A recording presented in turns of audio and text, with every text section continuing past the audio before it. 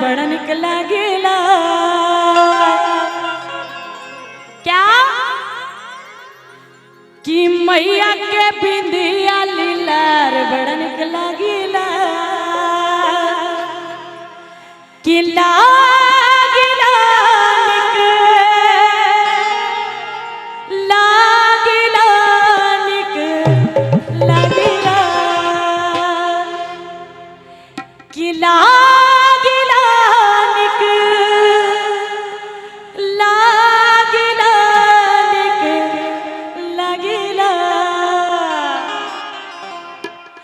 मैया के बिंदिया लीलार हम बड़ा निकला गेला।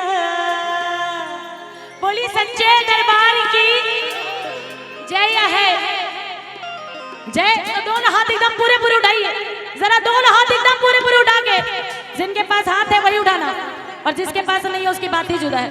जरा दोनों हाथ उठा के और झूम के कैसे कि मैया के बिंदिया लीलार बड़ा निकला गेला। क्या बात है? मैया के बिंदिया लीलार बड़ा निकला गेला। लागिला निकला गेला निकला गेला।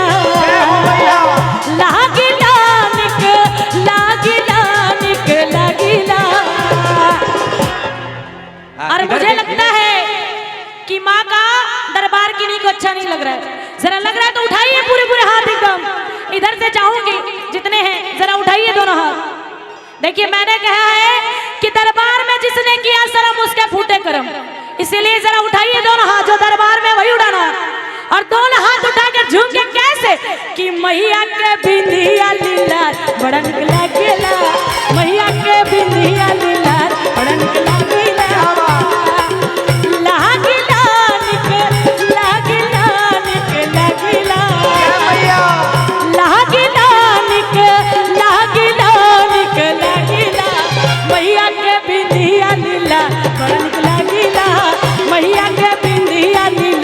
बड़ा निकला गेला।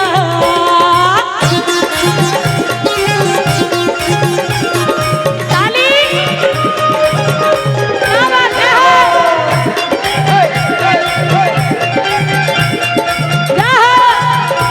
इधर से जरा ताली।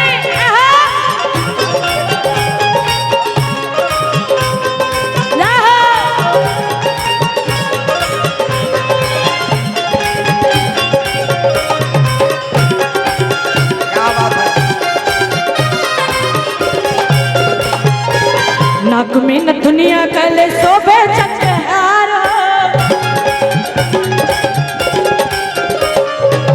तीरवा धनुया हाथ शोभा का कमाल हो।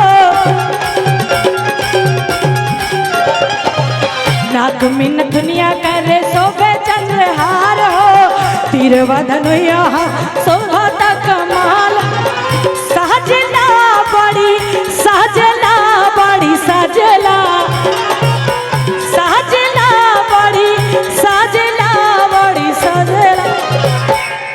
बोलिए सच्चे दरबार की। अच्छा एक बात बताएंगे कि दुर्गा पूजा घूमने के लिए कितने लोग जाते हैं? अच्छा मेला में चाट चाउमीन खाने जाते हैं या महारानी का दर्शन करने जाते हैं? चाट चाउमीन खाने ना।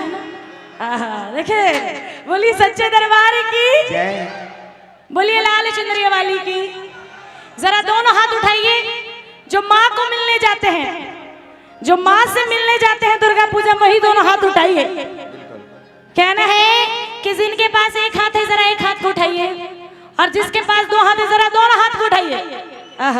और जिसके पास नहीं है पड़ोसी से उधार लीजिए मगर उठाइए जरूर। उठाइए जरा दोनों हाथ और बोलिए सच्चे दरबार की। बोलिए मैया कामाख्या की। और कैसे कि सहजला बड़ी सहजला बड़ी सजला।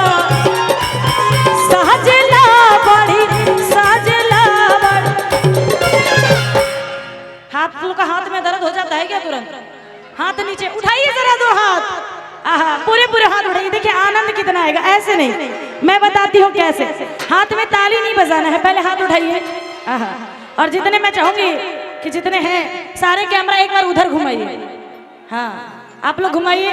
अब देख लीजिए, आप लोग को अपने आप को देखना है तो जरा फोकस इधर। हाँ और देखिए बल के ताली नहीं बजा रहे हैं, हाथ को रुपेश भाई आप इधर आइए, दोनों हाथ उठाइए आप, हाँ, और हाथ को ऐसे लहराना है, कैसे, हाँ उठाइए जिसके पास हाथ है, जरा दोनों हाथों को एकदम पूरे पूरे, क्या बात, और दोनों हाथ उठा के कहना है कैसे कि साजला बड़ी साजला बड़ी साजला साजला बड़ी साजला बड़ी साजला लाल चुनरिया चटकार बड़न के साजला लाल चुनरिया चटकार बड़न के साजला।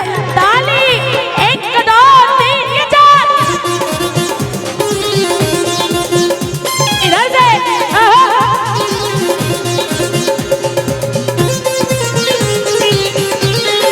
ताली बजा के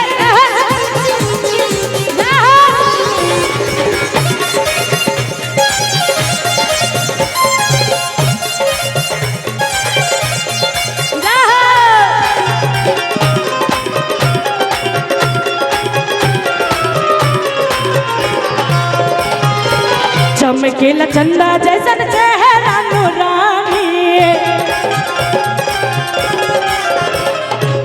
करेले सिंगार मई के स्नेहा बिटिया रानी। चमकेला चंदा जैसन चेहरा नूरानी करेले सिंगार मई स्नेहा बिटिया रानी। बाजला बड़ी बाजला बड़ी बाजला बाजला बड़ी बाजला बड़ी बाजला। अरे पाँव में क्या बाजता है, क्या सुनाई नहीं पड़ा, जरा जोर से उठाइए जरा दोनों हाथ और बोलिए सच्चे दरबार की, और मीठी मीठी ताली के साथ कैसे कि बाजला बड़ी बाजला बड़ी बाजला बाजला बड़ी बाजला बड़ी बाजला। पाँव पे जनिया के झनका बड़न के बाजला पाँव पे जनिया के झनका बड़न के बाजला। ताली 1 2 3 4 बोलिए सच्चे दरबार की जय।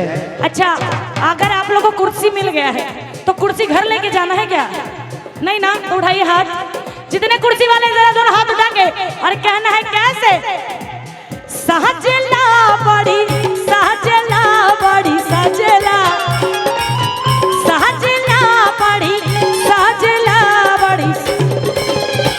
अच्छा इधर वाले जितने कुर्सी वाले तो महाकंजूस है, इधर वाले ठीक है ना, आप लोग ठीक है ना, स्नेहा जी नहीं है ना? हाँ जी कहाँ उतनी दूर जा रहे हैं, इधर सामने देखिए, इधर से इधर भी ध्यान दीजिए, महाकंजूस बैठे हुए हैं, इधर भी उठवाइए, जरा उठाइए ना हाथ, उठाइए ना। देखिए माँ के दरबार में कोई छोटा बड़ा नहीं होता है। आहा उठाइए भाभी जी, आहा बोलिए सच्चे दरबार की जय। अच्छा इन्हीं का इंतजार कर रहे थे ना, जरा उठाइए दोनों हाथ एकदम पूरे पूरे, बोलिए सच्चे दरबार की। अरे कैसे कि बाजला ताली के साथ बाजला बड़ी बाजला बाजला बड़ी बाजला बड़ी बाजला। पाँव पे जनिया के झनकार बड़न के बाजला पाँव पे जनिया के झनकार बड़न के बाजला।